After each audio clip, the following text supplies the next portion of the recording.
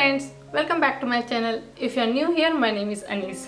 आज के इस वीडियो में हम बात करेंगे जो ये डेनिश के दो वर्ड होते हैं दा एंड सीलन, इन दोनों का करेक्टली कैसे यूज़ करना है डेनिश लैंग्वेज में।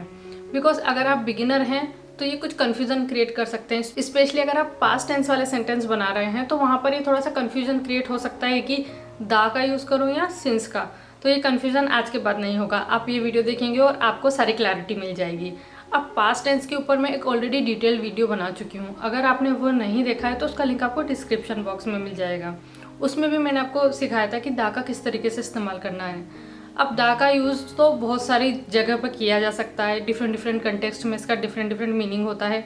पर आज हम जो बात कर रहे हैं, हम टाइम एक्सप्रेशन के कंटेक्स्ट में बात कर रहे हैं कि किस तरीके से आपको कब दा का यूज़ करना है और कब सीलन का यूज़ करना है।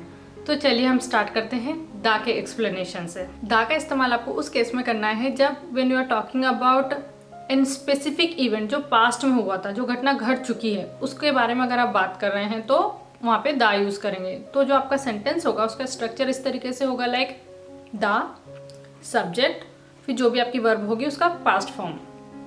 एग्जाम्पल ले सकते हैं लाइक दा वी बिसुक पारिस राइनल दे हील टीलन। दा वी सब्जेक्ट, बिसुक्त वर्ब का हमारा पास्ट फॉर्म, राइनल दे हील टीलन। तो ये एक स्पेसिफिक इवेंट है जो कि पास्ट में हुआ था। एक और एग्जांपल लेते हैं, जैसे कि दा हुन कॉम बिगुंट म्यूलर। दा हुन कॉम बिगुंट म्यूलर।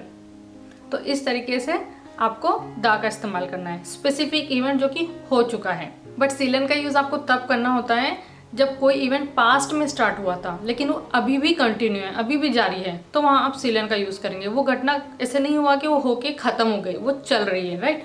तो जब भी आप सीलन का यूज़ करेंगे तो सीलन के बाद आप कोई स्पेसिफिक टाइम मेंशन करेंगे या डेट मेंशन करेंगे या पीरियड मेंशन करेंगे। जैसे कि मैं एक एग्जाम्पल से समझाती हूँ।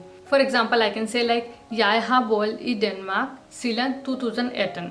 jeg har bodd i Denmark siden 2018 मतलब मैं पास्ट में यहाँ पर आई थी 2018 में और अभी भी मैं रह रही हूँ यहाँ पर। तो ये चीज़ कंटिन्यूस है, इसलिए सीलन का यूज़ हुआ है। या फिर एक और एग्जांपल लेते हैं, जैसे कि वी हा केंट हिनानन सीलन बान डोमन। वी हा केंट हिनानन, हम एक दूसरे को जानते हैं सिंस चाइल्डहुड, तो यहाँ पे भी हमने सीलन का यूज़ किया है। अब कई बार क्या होता है, जब लोग आपस में बात करते हैं तो वो किसी पास्ट इवेंट का रेफरेंस देते हैं और फिर बताते हैं कि तब से लेके ये काम अभी तक हो रहा है। ठीक है, पास्ट का रेफरेंस भी दिया है और तब से लेके अभी तक ये काम हो रहा है, तो उसमें आप दा का भी इस्तेमाल करेंगे और सीलन दा का भी इस्तेमाल करेंगे। एग्जाम्पल से समझाती हूँ, जैसे कि I can say for example दा या स्टारल på जॉबल केंथिया इंगे सीलन दा हा या फल मांगे वेना। दा या स्टारल på जॉबल, यहाँ पर मैं रेफर कर रही हूँ एक स्पेसिफिक पास्ट इवेंट की, और फिर उसके बाद जो इवेंट हुआ वो अभी तक कंटिन्यू है, तो उसके लिए मैंने सीलन दा का यूज़ किया। सीलन दा हा या फल मांगे वेना। चलिए इसी कैटेगरी का एक और एग्जांपल लेते हैं, जैसे कि दा हुन फ्लूडल टी कुबनहाउन वाहुन एंसम। दा हुन फ्लूडल टी कुबनहाउन वाहुन एंसम सीलन दा हा हुन म्यूट मांगे न्यू मेनेस्का। सीलन दा हा हुन म्यूट मांगे न्यू मेनेस्का। तो इस एग्जाम्पल में हमने ये बताया कि when she move to Copenhagen, तो ये एक पास्ट का इवेंट था, तब से लेके अब तक she met so many new people. तो इसीलिए यहाँ पर हमने दा और सीलन दा इस एक सेंटेंस में दोनों का यूज़ किया है। कभी कभी दा का इस्तेमाल दूसरे कॉन्टेक्स्ट में भी किया जाता है। स्पेसिफिक पास्ट इवेंट के बारे में तो किया ही जाता है, बट और भी जगह होता है। जैसे कि आप इसका इस्तेमाल बिकॉज की तरह कर सकते हैं।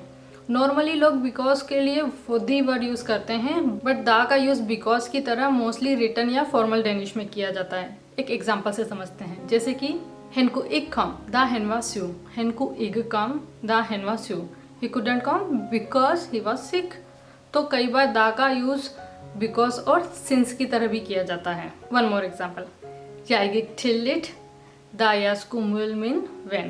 jeg gikk tillit da jeg skulle min venn। And कभी कभी आप देखेंगे कि लोग दा का इस्तेमाल एक्सप्रेशन में भी यूज़ करते हैं, जैसे कुछ चीज़ स्ट्रेंज है या कुछ कॉन्ट्राडिक्ट कर रही है तो वहाँ पे दा का इस्तेमाल किया जाता है। तो कई बार आप लोगों को कहते सुनेंगे लाइक देवा द मैकलिट। देवा द मैकलिट मतलब कुछ अलग सी घटना घट गई है, सरप्राइज एलिमेंट है वहाँ पे, सोचा नहीं था वैसा काम हो गया। तो उसमें एक तरीके से इस एक्सप्रेशन में दा का जो इस्तेमाल किया गया है वो सरप्राइज को शो करने के लिए किया गया है।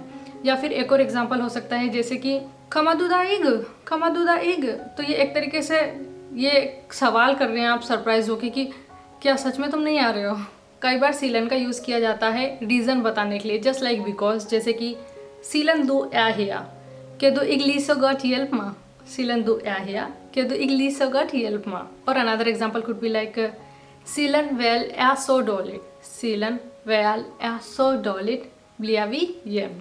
And that was it for today. I hope कि आपको यह वीडियो यूज़फुल लगा होगा और आपने कुछ नया सीखा होगा। अगर आपको लगता है that this video deserves a like, give it a thumbs up. And अगर आपने अभी तक मेरे चैनल को सब्सक्राइब नहीं किया है और आप और ज़्यादा डेनिश सीखना चाहते हैं तो आप मेरे चैनल को सब्सक्राइब कर सकते हैं। I upload on Fridays. I see you in my next video. तब तक के लिए हादे god for gain soon. Hi hi.